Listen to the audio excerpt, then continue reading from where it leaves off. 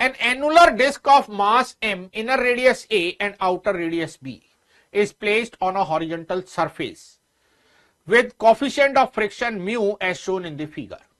At some time an impulse J naught escape is applied to it at a height h above the center of the disk. If h equals to hm, then the disk rolls without slipping.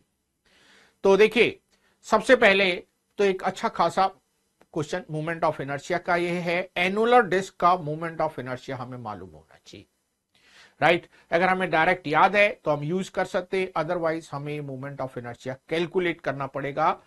तो moment of inertia of annular disc, M I of annular disc याद है तो direct भी use कर सकते हैं। ये inner radius दे रखी है ए और आउटर रेडियस दे रखी है बी, इनर रेडियस ए और आउटर रेडियस बी ये दे रखा है, इसका मास दे रखा है एम। पूरी बड़ी डिस्क का मोमेंट ऑफ इनर्शिया कितना होगा, 1/2 बड़ी डिस्क का मास पाई बी स्क्वायर।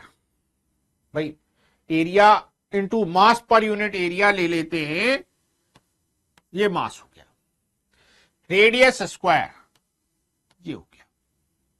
इसमें से छोटी डिस्क का माइनस कर देते हैं, 1/2 pi A square sigma into A square. तो pi sigma by 2 common, b to the power 4 minus a to the power 4, ये हो गया हमारा मोमेंट ऑफ इनर्शिया। अब मास अगर हमें गिवन है तो इसके मास की इक्वेशन आप अलग से लिख सकते हैं, pi B square minus pi A square into sigma equals to mass. तो पाई सिग्मा की वैल्यू आपके पास आ गई m upon B square minus A square. ये वैल्यू यहां यूज कर लेते, राइट, ये वैल्यू यहां यूज कर लेते हैं, i equals to pi sigma के प्लेस में m upon B square minus A square, m upon B square minus A square 2 ऐसे ही, और ये हो गया b to the power 4 minus a to the power 4, तो ये रह गया 1/2 m a square plus B square. ये तो mi निकाल लिया हमने एनुलर डिस्क का। तो जो डिस्क हमें गिवन है ना उसका moment of inertia 1/2 m a square plus B square के इक्वल है, राइट। तो इस डिस्क का मोमेंट ऑफ इनर्शिया आपको मिल गया। अब आपने इसे हिट किया और इंपल्स दे दिया, कोई पॉइंट इसका फिक्स है नहीं, राइट। तो उस इंस्टेंट पे जब इंपल्स मिलेगा तो इसके सेंटर को वेलोसिटी भी मिलेगी और एंगुलर इंपल्स के कारण रोटेशनल वेलोसिटी भी मिलेगी। तो पहले लगाते हैं हम कंजर्वेशन ऑफ लीनियर मोमेंटम और इसका देखते हैं translation motion. J naught is the impulse and it is equals to mvc। तो vcm equals to J naught upon m। ये तो पहली बात बन गई। रोटेशन का अगर देखेंगे तो कपल देखना पड़ेगा, तो सेंटर के अबाउट इसका टॉर्क कितना हो गया, J naught into H, J naught into H. ये एंगुलर इंपल्स हो गया। Angular impulse is change in angular momentum I omega, तो ओमेगा हमारा हो गया J naught h upon I, ये हो गया। अब ये क्या कह रहे हैं, ये कह रहे हैं for h equals to H M, h equals to H M, मतलब h की एक पर्टिकुलर वैल्यू अगर रखते हैं तो डिस्क रोल कर रही है विदाउट स्लिपिंग। रोलिंग की कंडीशन क्या है, रोलिंग की कंडीशन है कि कांटेक्ट पॉइंट वेलोसिटी हमारी 0 होनी चाहिए, राइट। कांटेक्ट पॉइंट पर जो रिलेटिव मोशन है वो नहीं होना चाहिए। तो h equals to H M पर v equals to R omega हमारी कंडीशन बन गई, right. For h equals to H M there is a pure rolling, means v equals to r omega, right। vcm r, भाई ये radius b हुई ना, इस point contact point का centre से डिस्टेंस b है, तो b omega must be the condition. तो VCM की वैल्यू आपने रखी J0 upon M, B omega की वैल्यू हमने रखी J0 HM अपॉन I, ये हो गया। J0 cancel out, HM equal to I upon MB, HM equal to I upon MB, ये हो गया।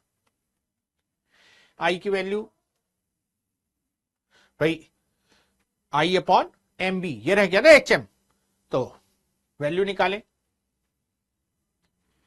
HM I is 1/2, M cancel out, A square plus B square upon B, ये रह गया।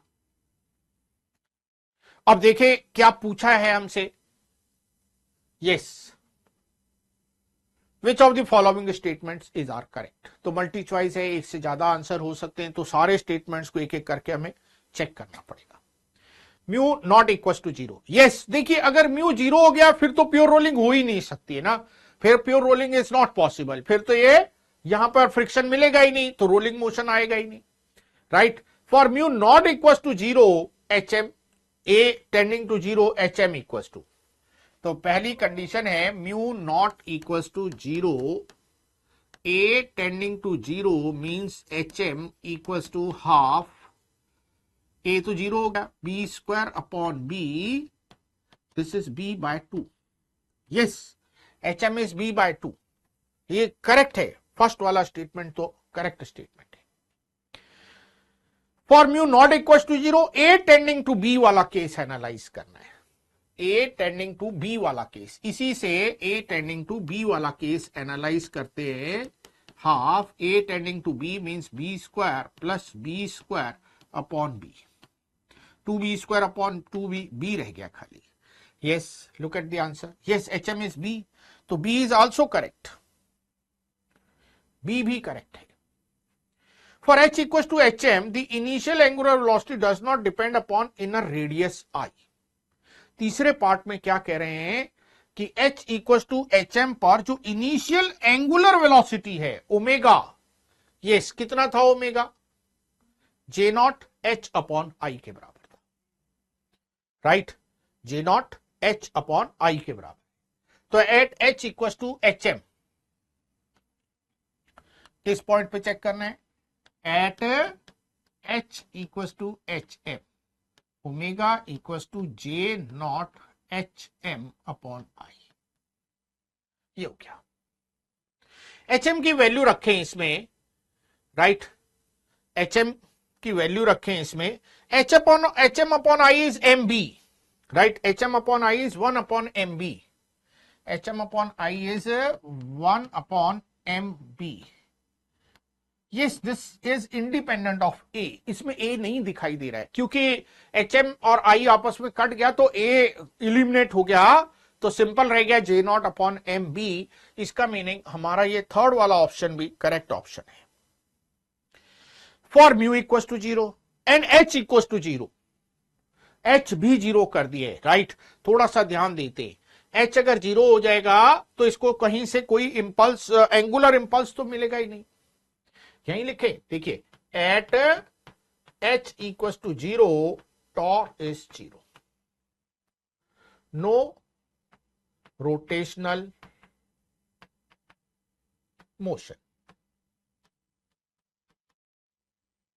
अब म्यू भी 0 है, म्यू 0 है तो फ्रिक्शन भी नहीं आएगा, as mu equal to 0 friction force is 0, तो फ्रिक्शन फोर्स भी इसे रोटेशन नहीं दे सकता, इसने भी इसे रोटेशन नहीं दिया, तो इसमें रोटेशनल मोशन होगा ही नहीं। The wheel always slides without rolling, yes this one is also true, तो ऑल फोर आर ट्रू।